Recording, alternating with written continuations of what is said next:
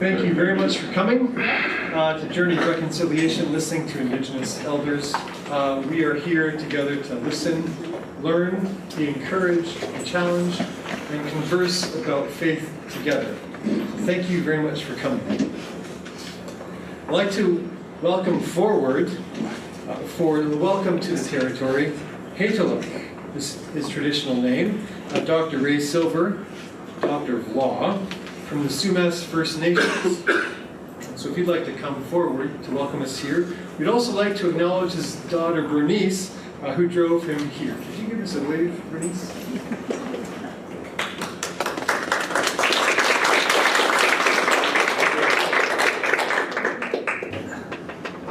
Good morning. Good morning. All my relations. That's what my people say when we come together like this in one building. I'm here to welcome you people on the Sumas First Nations territory. I say it was once their territory. Today it's our territory, all of us people. I'm really, really honored to be here today. People that think about my people in the past, what happened to the Native people. In my life, in my lifetime, I'm still a young fella yet. I'm only 87. Some of the gentlemen here, I know them, and I know their families. We grew up together years ago in the Sumas hop yards when we worked together during the Depression. All those, I'd say they were quite happy years of my life to get together and play all kinds of games and have a lot of fun and work hard. I believe this is something to do with residential schools. I went to a residential school when I was very young. I guess I can tell you the story if you people don't mind. Tell you some of it anyway. What happened to me and one of my brothers, a brother that was next to me. And I guess it was about 1937, 38. My brother and I, we just started school up on the Sumas, on the corner of our reservation, there was this Kilgard school there, public school. And we just started school there in the early fall. I guess it was fall. And I remember walking down the hill going home after school. And the principal come along on a car and picked my brother and myself up and took us to Kokalisa Residential School. And that was the beginning of my education. And I remember going up there and having a terrible time because the kids didn't welcome us there. We were new. They didn't know us, and so we fought all night. They picked on us. And it wasn't very nice there for the first couple of weeks, but after we got acquainted, it wasn't too bad. Excuse me.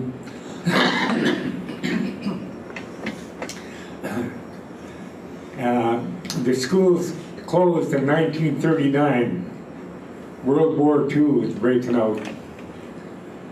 And we went home and they took us, the school changed, went to Port Alberni, moved to Port Alberni. So they took me and my brother to Port Alberni.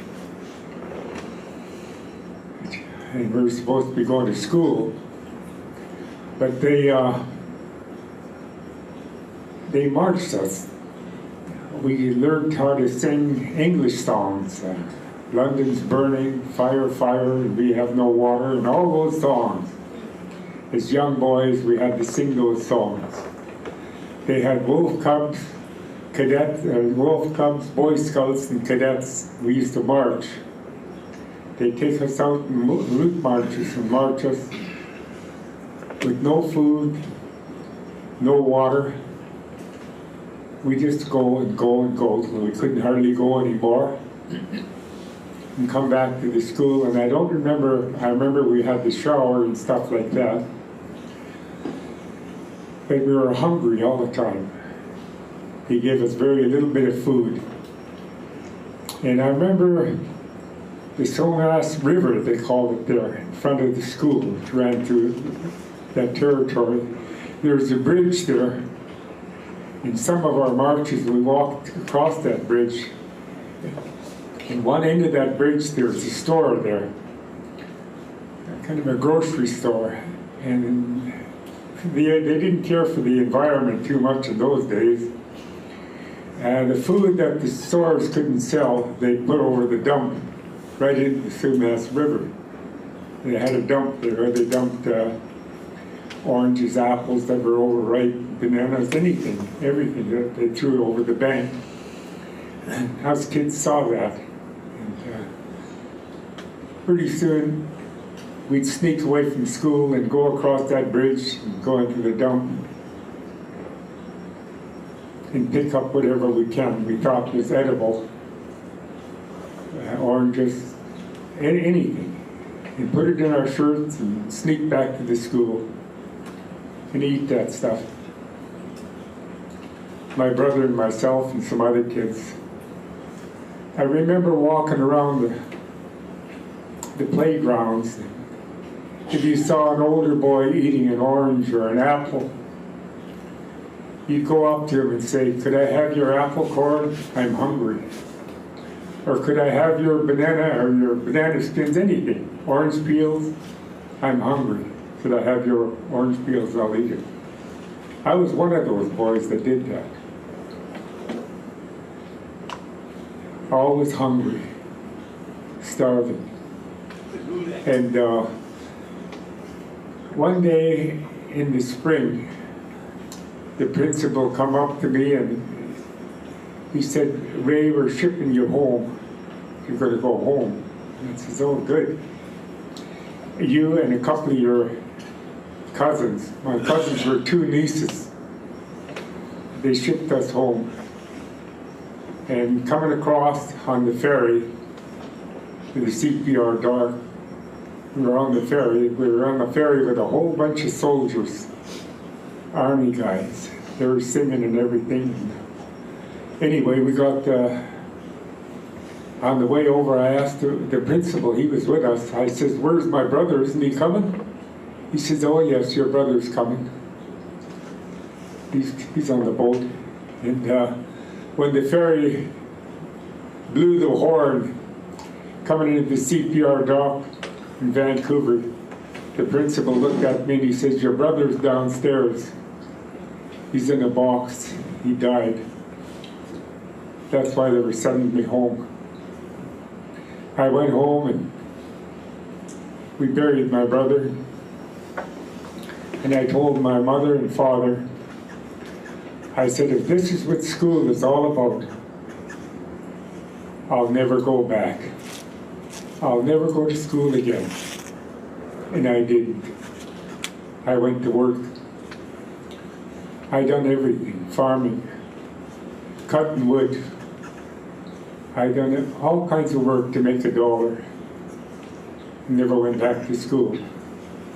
At age 15, I tried to join the Merchant Navy because of my age and the way I was, no education. They didn't accept me, so I went to the brick plant and I started working there. I went to the boss and I says, "I want a job." He asked me my age and I told him. He said, "If you go and see your dad and if he signs these papers, you can start work tomorrow." And I went and saw my dad. He was working there. Signed the papers and I started working there. I worked there for over 60 years in the brick plant.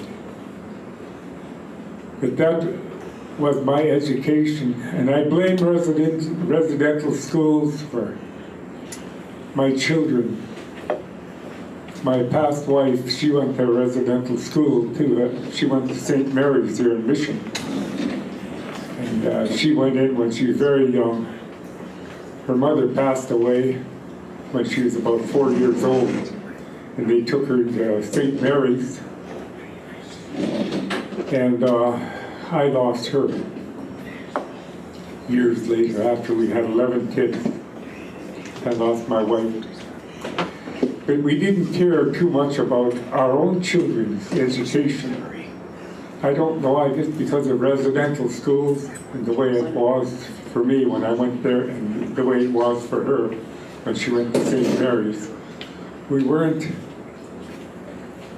not too impressed with, we thought about education, but we didn't want our kids to go through the stuff, the hell that we went through. So we didn't encourage them to have that much education. So I blame residential schools for my children of today. The government gave me some money for the hell that I went through all my life because of residential schools. I was ashamed of myself for not having an education. Not having an education after I got older. I was afraid of women because they might find out how dumb I was. So I didn't chase around with them. A lot of different things. I didn't want them to know that I wasn't educated. But I learned myself. I studied and learned how to read and write. And I was an expert at mathematics. I must have been because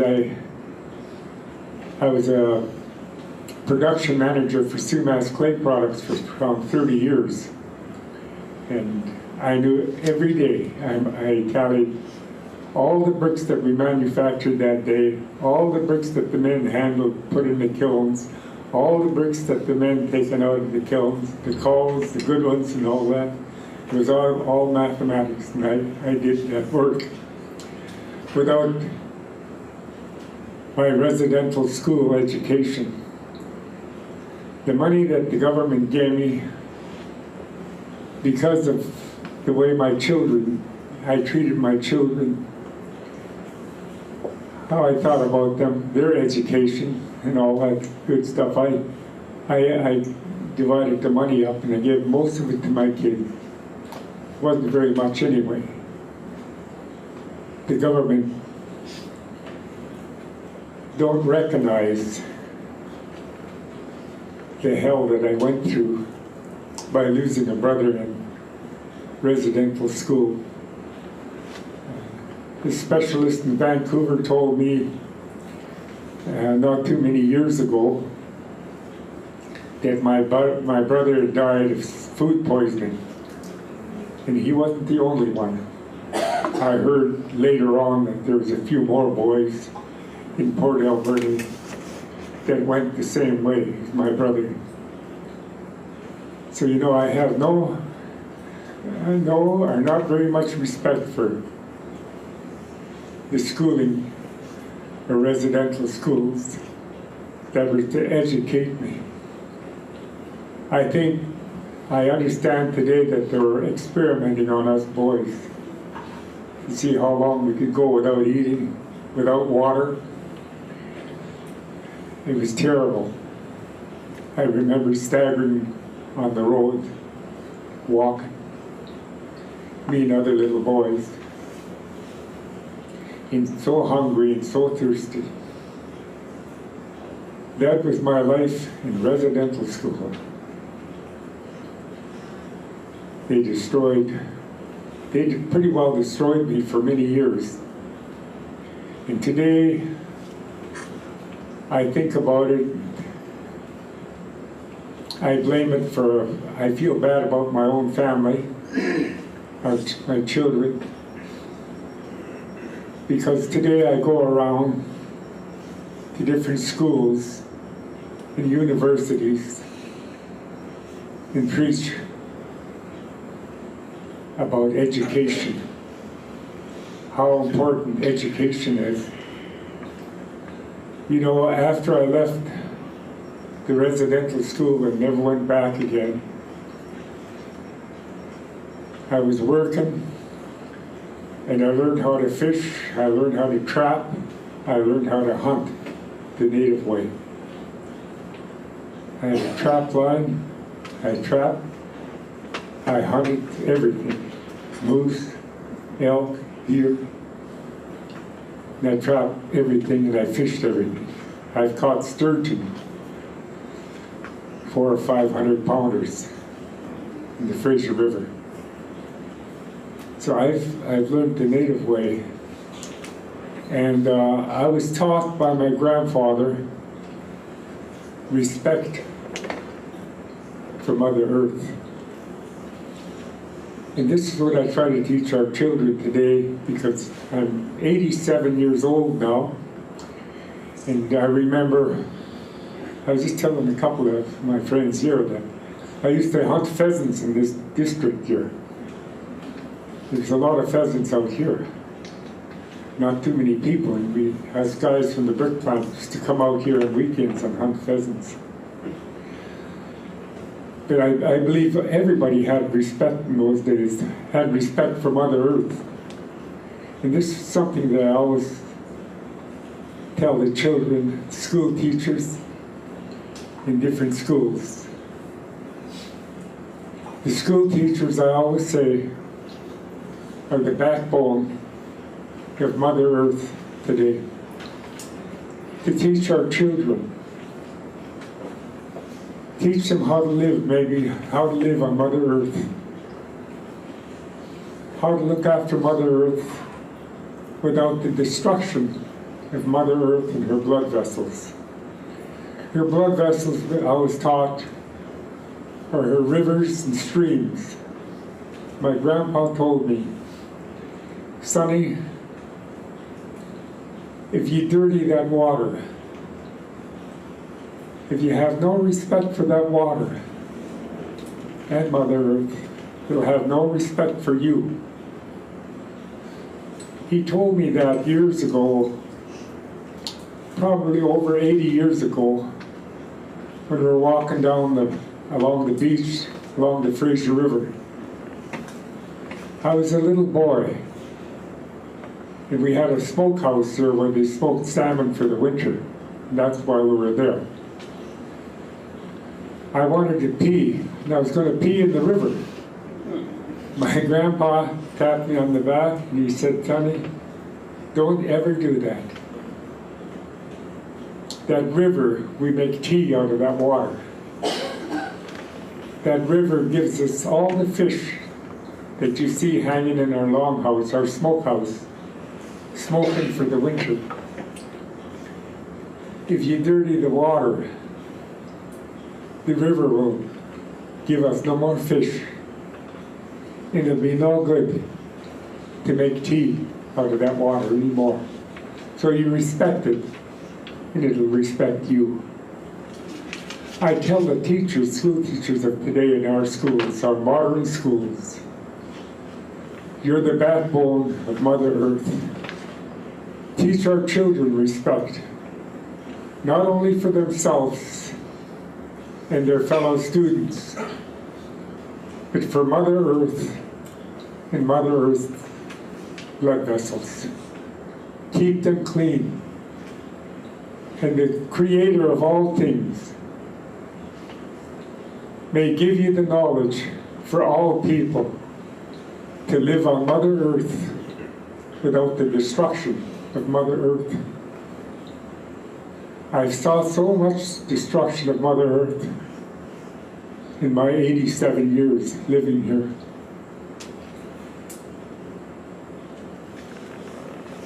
Yes, I saw starvation over the destruction of Mother Earth.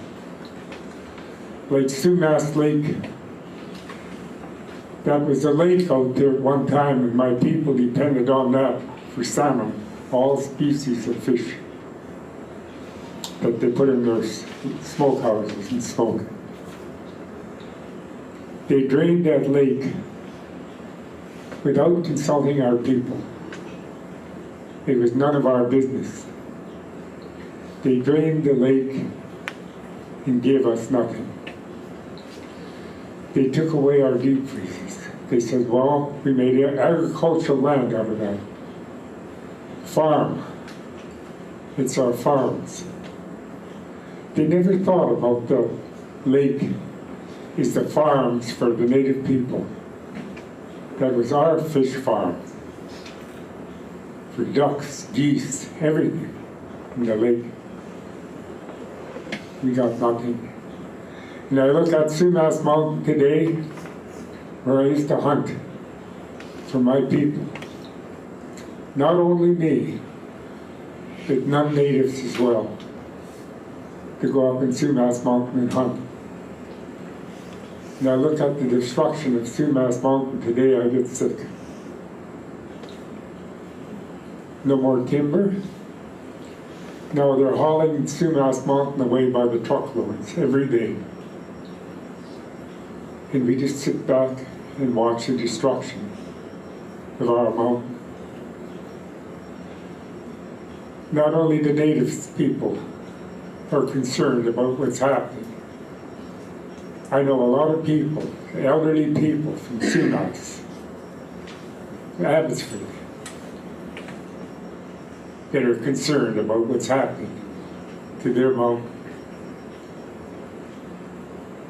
You know, I feel sad when I go up there, but there's nothing I can do. I got a trap line on the other side of I used to have a trap line on the other side of the mountain. They got a big rock quarry there now. There was 2 big streams that ran down that mountain. And in the fall, them streams are full of fish spawning. I go there today and there's big fences around there saying, no trespassing, private property, keep off. They got watchmen there, walking around that big rock quarry to keep people out of there. You might see the destruction of what they're doing to the mountain and the streams. Whether there's fish in them streams today, I don't know. I doubt it.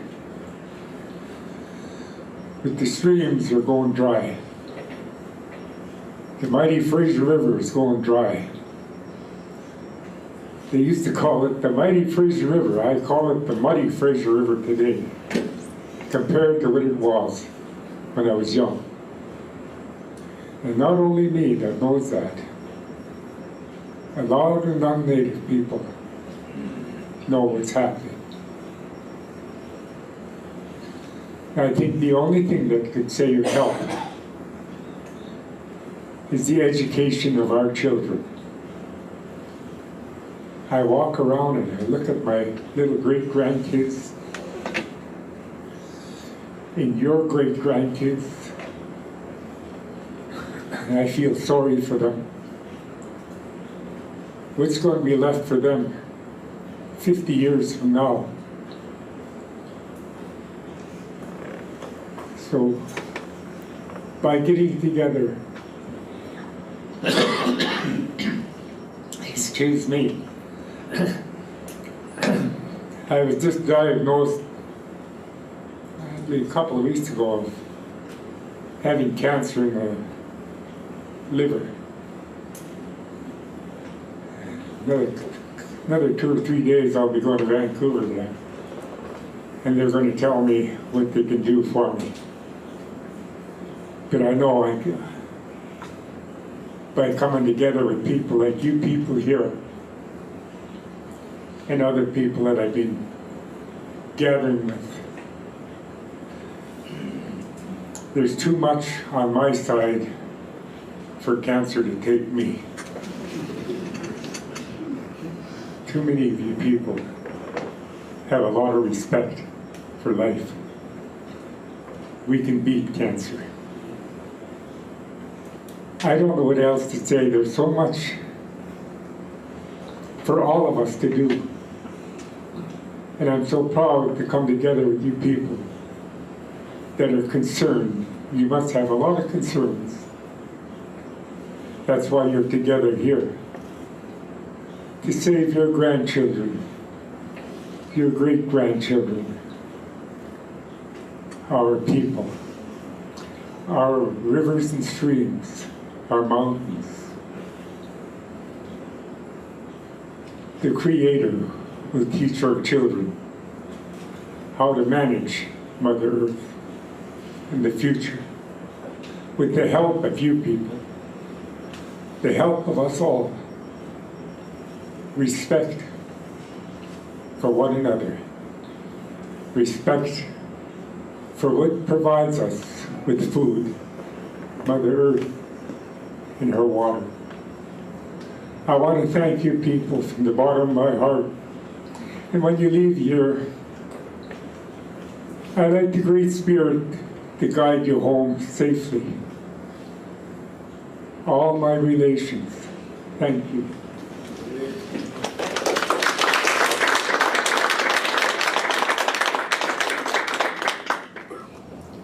Thank Dr. Raysover very much for those words of encouragement and for sharing his story with us. You know,